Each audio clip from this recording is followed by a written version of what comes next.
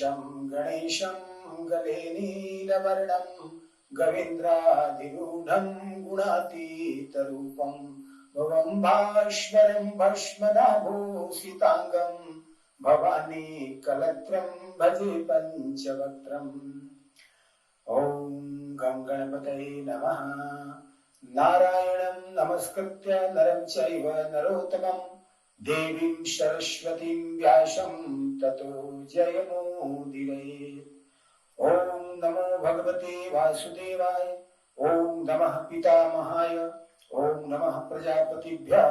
ओम नमः कृष्णद्वैपायनाय। ओम नमः सर्वविघ्नविनायकेभ्यः। श्री महाभारतम।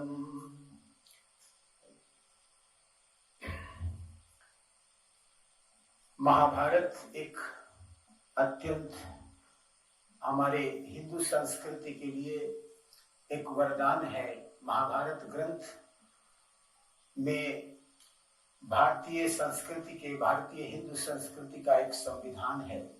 महाभारत की कथाओं का नितांत ज्ञान होना, महाभारत की कथाओं का ज्ञान होना बहुत आवश्यक है, क्योंकि महाभारत का की जो कथाएं हैं वह जीवन जीने की कला है।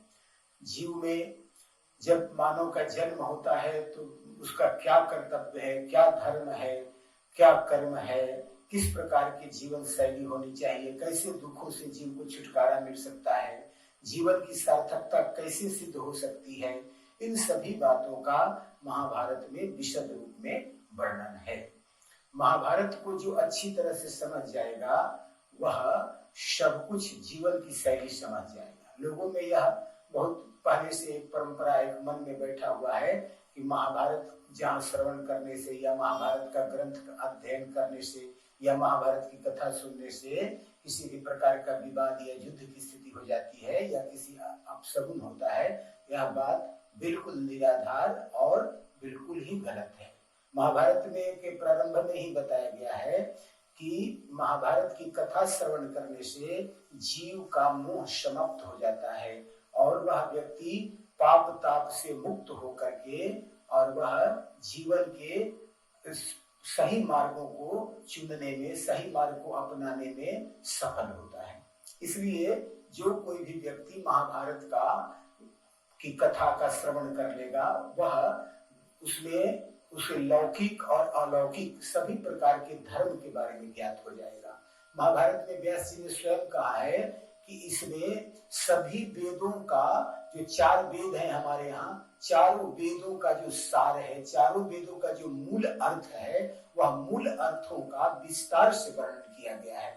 यदि महाभारत का जिसने सच्चे पूर्वक से अध्ययन कर लिया या महाभारत की वास्तविक कथाओं का जिसने श्रवण कर लिया, सुन लिया, अब उसे कोई चीज सुनने के लिए बाकी नहीं रह जाता, क्योंकि महाभारत में सभी पुराणों, 18 पुराणों, 4 वेद, श्रुति, स्मृति, व्याकरण, छंद, भूत, भविष्य, वर्तमान, ग्रह, नक्षत्र आदि सभी का वर्णन है। इन पुराणों में पृथ्वी के बारे में, चंद्रमा के बारे में, नवग्रह के बारे में, युगों के बारे में, चिकित्सा के ज्ञान के संबंध में, मनुष्यों के उत्पत्ति के संबंध में, सारे तीर्थों के संबंध में, नदी, पर्वत, युद्ध कौशल, लोक व्यवहार और सब में व्याप्त परमात्मा के बारे में, जो सब जीवों में, सब प्रकृति के कण कण में निवास करने वाले उस परम भगवान श्री कृष्ण के, परम परमेश्वर भगवान श्री कृष्ण के विशुद्ध चरित्र का वर्णन है। इसमें महाभारत का जो प्रारंभ भी होता है उसमें नारायणम नमस्कृत्य नरं चैव नरोत्तमम्, इसमें नर और नारायण को प्रणाम किया गया है। कहा गया है कि इतिहास पुराण महाभारत की शुरुआत करने के पहले या इतिहास पुराण की कथा का स्मरण करने के पहले नर और नारायण और व्यास जी, इन तीनों का और साथ साथ माता सरस्वती का स्मरण आवश्यक माना गया है, क्योंकि महासरस्वती का जब तक कृपा नहीं होती तब तक कोई बात न समझ पाइएगा और न कुछ बोल पाइएगा। तो इसमें नर और नारायण कौन है? ये नर और नारायण महाभारत के नायक और महानायक है। नर जो है वह अर्जुन है और नारायण भगवान श्री कृष्ण है।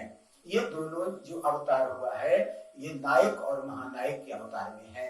और महानायक के आदेशानुसार यह जो नायक अर्जुन है वह अपने जीवन को व्यतीत करता है, जीवन को कठिन कठिन परिश्रम के साथ, तपस्या के साथ, नियम के साथ, धर्म के नियमों के अनुसार वह जीवन को जीता है और भगवान के मार्गदर्शन में वह जीवन जीता है। महाभारत में उत्तम और भगवत्तम, इसमें उस जो महत्ता है कि वो इसमें उत्तमता है और भगवत्ता है। जीवन शैली, जीव का कैसे जीवन शैली होना चाहिए, जीवन कैसे जिया जाए, इन सब का जीव का और परमात्मा के साथ कैसे संबंध जुड़ता है, यह सब। और कई कथाओं में आता है कि लोग जो है सशरीर वह स्वर्ग की यात्रा करते हैं, तो कैसे सशरीर राजा लोग जाया करते थे, कैसे तपस्या करते थे और कौन से बल से, कौन से तपस्या के बल पर मनुष्य जो है इंद्र भी बन जाता है, और किस प्रकार की कैसे कैसे ऋषि महर्षि किस प्रकार का जीवन शैली है उनका, उन ऋषियों ने कौन सा धर्म बताया है, किस किस स्थिति में मनुष्य का क्या धर्म होता है। संकट के काल में धर्म कुछ अलग हो जाता है, सामान्य परिस्थितियों में धर्म का कुछ और रूप होता है। तो कई प्रकार से धर्म का स्वरूप बताया गया है। तो इस महाभारत में यह सब कुछ बताया गया है कि जीवन में कब किस संकट में आपका उस समय क्या धर्म बनता है, आपको क्या करना चाहिए। और अर्जुन जो धर्ममय जीवन जीता है, परमात्मा के बताए हुए रास्ते पर चलता है, भगवान श्री कृष्ण के आदेशानुसार चलता है, तो जीवन में उसके बहुत संघर्ष आते हैं, बहुत कठिनाइयां आती हैं, लेकिन सभी कठिनाइयां धीरे धीरे एक एक करके समाप्त होती जाती हैं। और जितने भी ऋषि महर्षि उनके साथ मुलाकात होती है, जीवन के सत्य को और जानना चाहते हैं, महत्व को जानना चाहते हैं, जीवन के उपदेशों को जानना चाहते हैं। इस महाभारत में जितने भी चरित्र हैं उसमें गांधारी की धर्मशीलता का वर्णन बताया गया है, विदुर की प्रज्ञा का वर्णन है, और उसमें कुंती के धैर्य की परीक्षा होती है। कुंती को जीवन में बहुत विपत्ति आती है, बहुत दुख आता है, और उस दुख में कुंती किस प्रकार धैर्य को धारण किए हुए अपने पुत्रों को भी उपदेश करती है, बेटा कभी धर्म का त्याग मत करना, क्योंकि जो धर्म का त्याग कर देता है उसे जीवन में कभी सुख नहीं मिलता। बहुत सारी परीक्षाएं आती हैं कुंती के जीवन में और उसके बेटों के सामने, लेकिन कभी भी कुंती उन परीक्षाओं से घबराती नहीं है, अपने धैर्य की अटल परीक्षा लेती है। और उसमें दुर्योधन के दृष्टता को दिखाया गया है। उसमें धृतराष्ट्र का जो जन्म होता है वह अंधा है, तो धृतराष्ट्र अंधा होते हुए भी उसके मन में बहुत लालसा है, बहुत मोह से भरा हुआ है, बहुत महत्वाकांक्षा है, वह अपने भाग्य को कोसते रहता है, कहता है मैं अंधा हूं नहीं तो राजा हो जाता, और भाग्य ने उसे जब राजा भी बनाया है तब भी वह रोते रहता है, उसका मोह खत्म नहीं होता, उसका तृष्णा कभी समाप्त नहीं होती। राजा होने के बनने के बाद भी प्रकृति ईश्वर उसे राजा बना देता है, राजा बनने के बाद भी उसके मन में कभी भी धृतराष्ट्र के मन में संतोष नहीं आता, और लोभ लालच धन की तृष्णा और बढ़ती ही जाती है। और उसका क्या परिणाम हुआ कि उसका जो पुत्र जो जन्म लिया दुर्योधन, वह लालच क्रोध अहंकार का प्रतिमूर्ति था, और उसने पूरे अपने वंश परंपरा को ही नष्ट कर दिया। इसलिए व्यक्ति को ईश्वर ने जो कुछ भी दिया है उसमें बहुत संतोष और धैर्य और सुख के साथ उसका उपयोग करना चाहिए। पांडवों ने सत्य का मार्ग को अपनाया, धर्म का मार्ग को अपनाया, तो जीवन भर सुखी रहे और कीर्ति यश सबको प्राप्त किया। सारे ऋषि महात्माओं का भी आशीर्वाद प्राप्त किया, और सब तीर्थों का भी भ्रमण किया, सुख भी लिया, धर्म भी किया, और अपना पुरुषार्थ भी सिद्ध किया।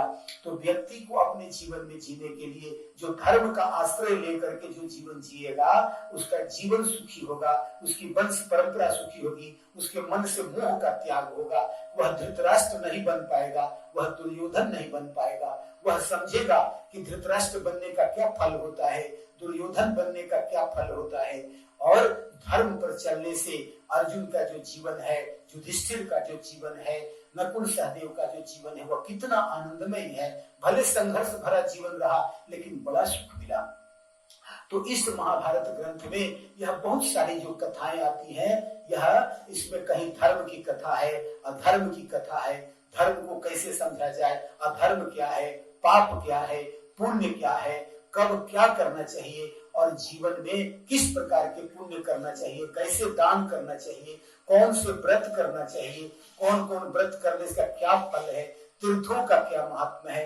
इस तरह से पूरा का पूरा जो है हिंदू का संविधान, जो हिंदू संस्कृति का, हमारे धर्म का पूरा संविधान जो है महाभारत में निहित है।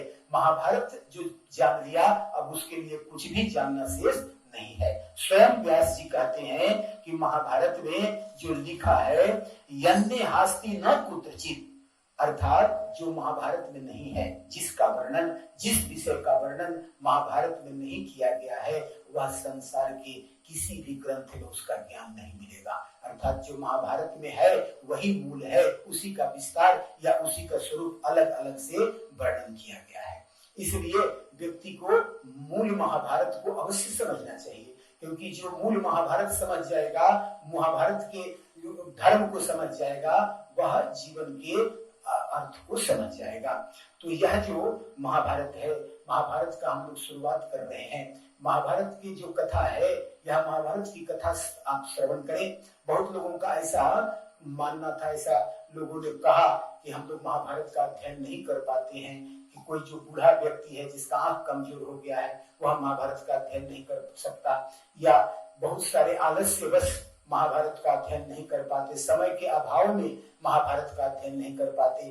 तो इसलिए हम लोगों ने सोचा कि यह महाभारत के जो कथाएं हैं, जो मूल कथा है, महाभारत में जो मूल कथा वर्णन है और जिस कथा में जीवन के मुख्य उद्देश्य बताए गए हैं, जीवन के लिए क्या क्या उपयोगी है, ऋषियों ने जो हजारों हजार वर्ष तक जीवन अपना यापन करके बताया है कि जीवन को कैसे जिया जाए, इसमें सारा तरीका इसमें सारा प्राप्त हो जाएगा।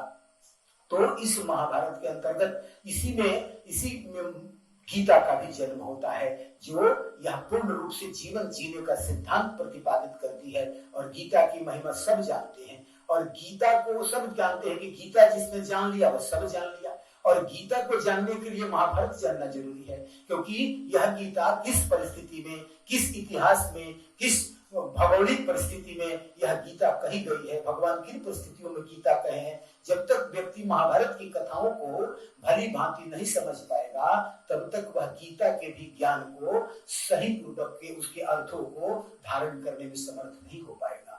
इसलिए गीता के ज्ञान को समझना है, जीवन के ज्ञान को समझना है, जीवन के संविधान को समझना है, धर्म के संविधान को समझना है, हिंदू संस्कृति के संविधान को समझना है, तो महाभारत को समझना होगा।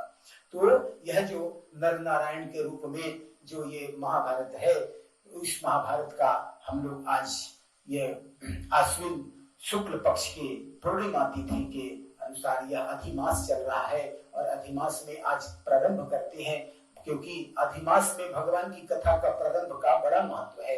इसलिए बड़ा शुभ समय जान करके इस शुभ आश्विन अधिक मास के पूर्णिमा की तिथि को आज हम लोग महाभारत ग्रंथ का प्रारंभ कर रहे हैं। और महाभारत की कथा में जो प्रवेश ही होता है, इसमें ऐसे जो पर्व है वह अंश रूप में भी कई पर्व अनुसार की कथाएं हैं। जैसे प्रारंभ में पहला जो आदि पर्व है, तो आदि पर्व के अंतर्गत ही कई पर्व है, पौष पर्व है, पैलुम पर्व है, आस्तिक पर्व है, और संभव पर्व है, लाक्षागृह पर्व है, हिडिंबा पर्व है, बकवध पर्व है, द्रौपदी आदि सुभद्रा हरण और मैदानों का आदि सब पर्व है। तो कई पर्व है इसमें, और इन पर्वों के माध्यम से अलग अलग कथाएं आएगी जीवन में। और जो महाभारत का प्रारंभ भी होता है वह गुरु शिष्य से होता है, गुरु की कथा से होती है, शिष्य की कथा से होती है, क्योंकि गुरु शिष्य की परंपरा से ही ज्ञान को जाना जा सकता है। तो इसमें जो पहली कथा आती है महाभारत में वह गुरु शिष्य की है। उसमें जो कथा का प्रारंभ भी होता है, उसमें आयुधधाम नामक के एक बड़े ही सिद्ध गुरु है, सिद्ध महात्मा है। यह जो महान गुरु है, और जो गुरु को समझ जाए, गुरु के बात को समझ जाए, शिष्य को समझ जाए, शिष्य के धर्म को समझ जाए, गुरु के अधिकार को समझ जाए, गुरु के आशीर्वाद को समझ जाए, शिष्य के कर्तव्य को समझ जाए, वही धर्म को समझ सकता है। इसलिए यह धर्म के संविधान में, महाभारत में कहा गया कि पहले गुरु शिष्य के संबंध को समझना होगा। तो उसमें आयोध धम्म नाम के जो ऋषि हैं, इनके 3 बड़े प्रख्यात शिष्य हुए हैं, जिनका पहला शिष्य हुआ आर्णी, दूसरा उपमन्यु और तीसरा वेद। ऐसे बहुत सारे शिष्य हैं, लेकिन इन 3 शिष्यों की जो कथाएं हैं बड़ा अद्भुत है। यह 3 शिष्य गुरु को समझे हैं और अपने जीवन को सिद्ध किए हैं, तो इनकी कथाओं को जानना चाहिए। तो इनमें जो आरुणी है, आरुणी को गुरु जी ने कहा कि जाकर के खेतों में मेड़ को देखो कि पटवन हो रहा है और मेड़ टूटे नहीं, उसका ध्यान रखना है। और आरुणी जाकर के रात्रि में मेड़ को देखता है, एक जगह जो मेड़ टूट गया है, पानी खेतों में बह रहा है, तो वह मेड़ पर ही लेट गए और रात भर मेड़ पर ही लेटे रहे, और ताकि पानी बर्बाद ना हो। जब सुबह में गुरु जी आए और आरुणी को पूछा, आरुणी कहाँ हो तुम, तो उन्होंने मेड़ को तोड़ करके और उठ खड़े हुए, और चूंकि मेड़ का उद्दलन किया इसलिए इनका नाम उद्दालक पड़ा। और महात्मा ने कहा कि तुमने मेरे आदेश पर रात भर खेत का जो पटवन किया, और जैसे ही मैंने आवाज लगाया उसी से शिष्य धर्म का पालन करते हुए मेड़ को उद्धरण करके तोड़ करके आप खड़े हो गए, इसलिए आज से आपका नाम उद्दालक होगा। और ये उद्दालक ऋषि वेद के ऋचाओं को देखने वाले हैं और बहुत सारी अपने जीवन में प्रसिद्धि प्राप्त किए। ये आरुणी हुए, और उनके दूसरे शिष्य हुए उपमन्यु। उपमन्यु का आयुध धम्म ने भी बड़ा परीक्षा लिया। उन्होंने कहा, उपमन्यु आए और आकर के कहा, गुरु जी मुझे शिक्षा दीजिए। गुरु धम्म कहते हैं शिक्षा के पहले तुम्हें सेवा करनी होगी, और सेवा में नियुक्त कर दिया गया। गाय चराने के लिए दे दिया गया। गाय चराने के लिए गए, गाय चराते लौट करके आते तो उन्होंने, गुरु जी ने पूछा, तुम जब गाय चराने दिन भर जाते हो तो क्या खाते हो? कहा, गुरु जी भिक्षा मांग करके खा लेते हैं। कहा, देखो जो भी भिक्षा मांगो गुरु को निवेदित करना चाहिए, गुरु को बिना दिए नहीं खाना चाहिए। तो उन्होंने कहा ठीक है। उपमन्यु अब कुछ दिन के बाद फिर जब रोज आते और भिक्षा में जो भिक्षा मिलता उस गुरु जी को समर्पित करते। गुरु जी ने कहा, भिक्षा तो मुझे समर्पित कर देते हो, क्या खाते हो? तुम्हारा शरीर हिष्ट पुष्ट दिखाई दे रहा है। उपमन्यु कहते हैं, एक भाग आपके लिए मांगता हूँ, दूसरा भाग अपने लिए मांगता हूँ। तो उन्होंने कहा, गुरु ने कहा कि नहीं, आप यह संन्यास धर्म का जो कार्य है इसके विरुद्ध कार्य कर रहे हैं। आपको एक ही बार भिक्षा मांगनी है, दोबारा नहीं मांगनी है। फिर कुछ दिन के बाद ऋषि ने कहा कि अब तो तुम दोबारा भिक्षा नहीं मांगते, फिर भी तुम्हारा शरीर जस के तस है, अब क्या खाते हो जंगल में? कहा, गायों का दूध पीता हूँ गुरुजी, जो गाय चराने जाता हूँ गायों का दूध पी करके वही जंगल में रहता हूँ। उन्होंने कहा, अच्छी बात नहीं है, गायों का दूध तुम्हें नहीं पीना है, और मना कर दिया। कहा, गायों का दूध बछड़ों के लिए है, आपको गायों का दूध नहीं पीना चाहिए। और इस प्रकार से जब उपमन्यु को गाय का दूध भी पीना बंद हो गया, तो कुछ दिन के बाद फिर गुरु ने पूछा कि अभी भी आपका शरीर बड़ा हिष्ट पुष्ट है, अब क्या खाते पीते हो? कहा कि बछड़े जब दूध पीते हैं तो उनके मुख से जो दूध झाग रूप में निकलता है उसी को पी के गुरुदेव अपना मैं भरण पोषण करता हूँ। गुरु जी ने कहा, देखो बछड़े मुंह से दूध पीते कम है और ज्यादा दूध गिरा देते होंगे, ऐसा तुमको नहीं करना चाहिए, वह भी दूध मत पियो। और तब अब सब रास्ता बंद हो गया, और एक दिन उनको बहुत भूख लगा तो आक के पत्तों को खा लिया। आक के पत्ता खाने से व्यक्ति अंधा हो जाता है, और उपमन्यु भी अंधे हो गए, और अंधे होकर के एक जाकर के एक कुएं में गिर गए। और जब एक कुएं में गिर गए तो कुआं में गिरने के बाद वहां से निकलना मुश्किल हो गया। अब रात भर वहीं पड़ रहे। सुबह में जब गुरु जी आए, पूछे तुम कहाँ हो उपमन्यु? उन्होंने कहा, गुरुदेव मैं इस कुएं में आ गिरा हूँ। उन्होंने कहा, तुम अश्वनी कुमार का 2 स्तोत्र का पाठ करो, उनके मंत्र का उच्चारण करो, अश्वनी कुमार आएंगे, वही आपकी आंख भी लौटा देंगे और कुएं से बाहर भी निकालेंगे। ऐसा कहकर गुरु जी चले गए और अश्वनी कुमार के स्तोत्र का पाठ किया, और पाठ करने के बाद अश्वनी कुमार आए और 2 पुआ दिया। कहा, यह पुआ खा लो। उन्होंने कहा कि मैं बिना गुरु को निवेदित किए पुआ नहीं खा सकता। कहा, यह दवा है, दवा को गुरु को निवेदित करने की जरूरत नहीं है, तुम खा जाओ।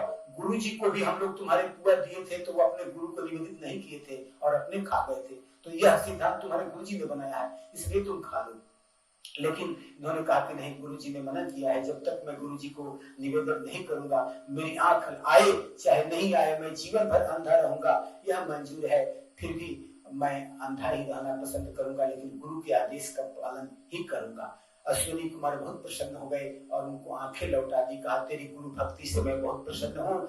जो व्यक्ति गुरु भक्ति करता है उसे सब सिद्ध हो जाता है। उनके दांत सोना का कर दिया और उनको वेद मंत्रों का ज्ञान भी प्रदान किया और गुरु ने प्रसन्न होकर के उनको सब कुछ उनका ज्ञान को सिद्ध कर दिया और सब वेद के ज्ञान को वे जान गए।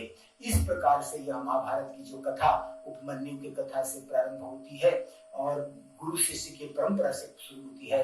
अब हम लोग आगे की कथा में अगले दिन अगले एपिसोड में हम लोग और महाभारत की गहन कथाओं की तरफ प्रवेश करेंगे और ये मूल कथा होगी, इसलिए आप लोग इस कथा को अवश्य श्रवण करें और इसे श्रवण करने से आपको पूरी महाभारत का ज्ञान हो जाएगा, पूरे धर्म का ज्ञान हो जाएगा, संपूर्ण गीता का ज्ञान होगा, सब हिंदू धर्म की संस्कृति का आपको ज्ञान हो जाएगा। इस प्रकार से आज की कथा को यही विराम देते हैं। ओम शांति शांति शांति।